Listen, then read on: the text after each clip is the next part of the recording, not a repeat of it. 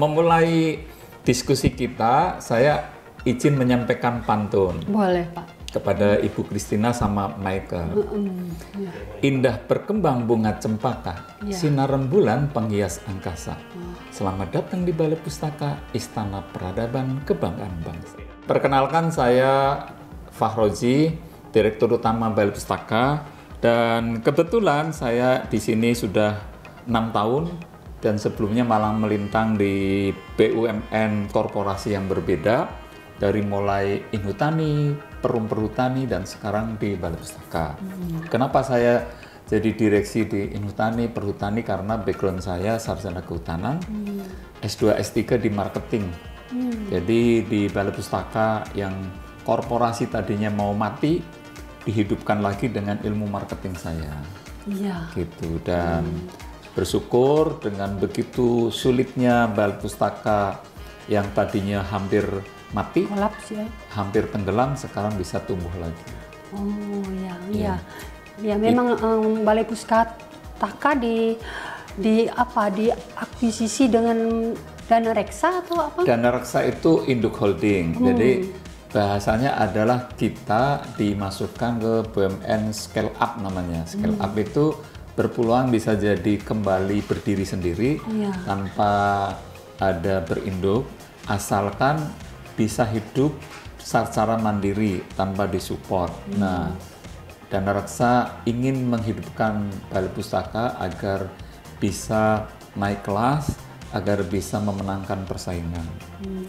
Berbagai macam produk baru dihidupkan di Balai Pustaka. Semula hanya penerbitan percetakan buku, sekarang migrasi ke multimedia sama digital. Iya. Makanya kami sudah membuat film layar lebar, yaitu film pertama berjudul horor, namanya Kutukan Peti Mati. Oh. Kenapa Kutukan Peti Mati? Itu adalah diambil dari Sarkopagus onrus, di mana ada Pulau Onrus di Kepulauan Seribu. Kedatangan VOC pertama kali ketika mendarat di Indonesia, dan di situ ada kisah romantis antara Maria van der Velde dengan kekasihnya.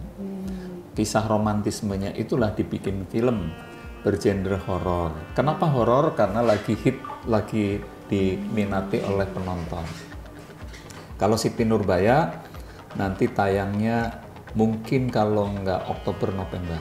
Kalau digital itu sudah sebuah kepastian bahwa kalau nggak ke arah digital bakal tergilas oleh perkembangan. Jadi kami buku itu didigitalisasi, masuk namanya Pustaka Digital. Kalau film horor walaupun mengikuti perkembangan zaman, tetap tidak melupakan unsur pendidikan ya Pak di situ. Betul, jadi horor yang mencerahkan. Banyak orang dikira kalau horor itu identik dengan menakutkan. Kalau ini horor misteri yang mendidik. Bagaimana Belanda datang yang dulu niatnya jahat, tetapi karena ternyata banyak meninggalkan sejarah, sejahat-jahatnya Belanda tentu meninggalkan begitu banyak jejak sejarah. Nah, faktor positif yang terjadi, kemudian kisah-kisah story-nya yang menarik, itulah yang kita angkat ke permukaan, dan masyarakat bisa tercerdaskan dengan informasi gitu. Apakah ada tren terkini yang dibuat tim Balai Pustaka untuk mengatasi persaingan dengan digitalisasi saat ini? Jadi Balai Pustaka dengan kesulitan modal, kita membuat produk knowledge yang relatif mudah dibuat, yaitu platform digitalisasi perpustakaan. Di mana kita membuat smart box itu dipasang di daerah 3T. 3T itu terluar, tertinggal, terjauh gitu ya. Seperti di Sanggo itu kan anggap 3T.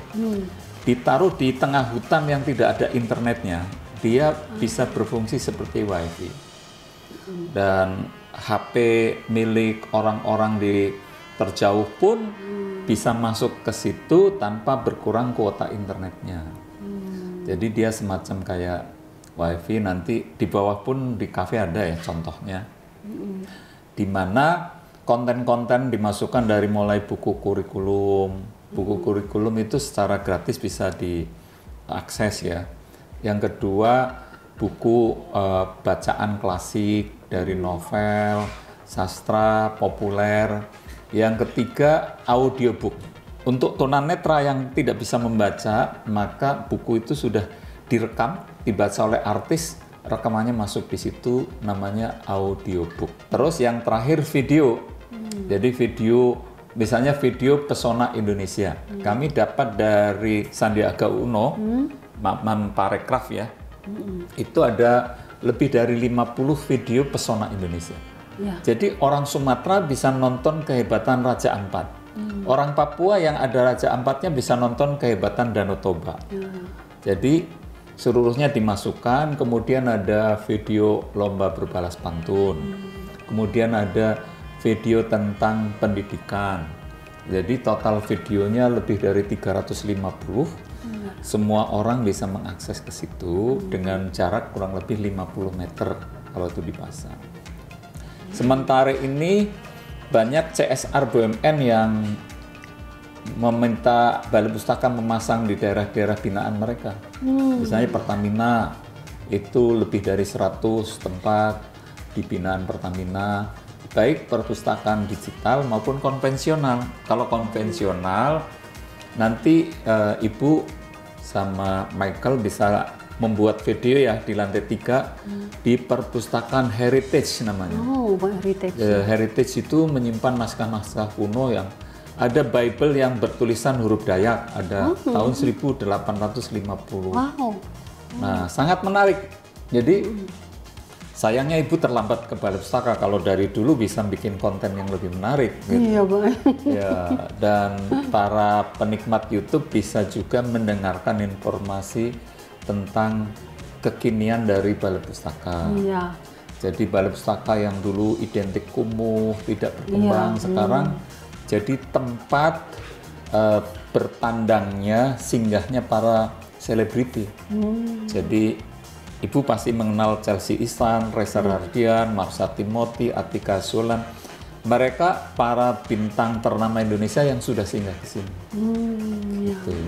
Mereka juga mungkin mencari referensi atau Betul, jadi mereka selain menggali tentang konten-konten yang bisa diangkat baik ke layar kaca, ke layar film, maupun dipentaskan. Kami kerjasama dengan Chelsea, Reza Rahardian itu mementaskan teater musikal. Diangkat dari puisi-puisi terbaik yang ada di Balai Pustaka, dimusikalisasi, kemudian dipanggungkan. Sampai kita mengeluarkan biaya 3 miliar untuk 2 malam pementasan, tapi hasilnya sampai 4,5 miliar. Jadi luar biasa animonya, bahkan beberapa duta besar negara sahabat bisa ikut nonton gitu. Sebelum nanti kita ke atas, mungkin Bapak bisa perkenalkan juga buku-buku ya. Bapak ya. Saya menulis beberapa buku, diantaranya ini adalah buku Pantun Semakin Santun Karena Berpantun. Sahabat semua, ini buku terpilih menjadi buku terbaik nasional tahun 2021. Kemudian Perjalanan Para Menteri BUMN saya juga menulis The Leaders Legacy, di mana semua menteri BUMN, kehebatannya, kiprahnya, kebijakannya, legasinya itu dituangkan di sini. Dan ini menjadi pelajaran berharga untuk insan BUMN. Menyambut IKN, saya juga diminta membuat buku untuk kenang-kenangan kemarin para utusan negara sahabat yang berkunjung ke Kaltim. Judulnya The Beauty of Bukit Bangkire, Welcoming IKN, di mana buku ini didedikasikan untuk menceritakan bahwa Kalimantan Timur siap jadi ibu kota negara.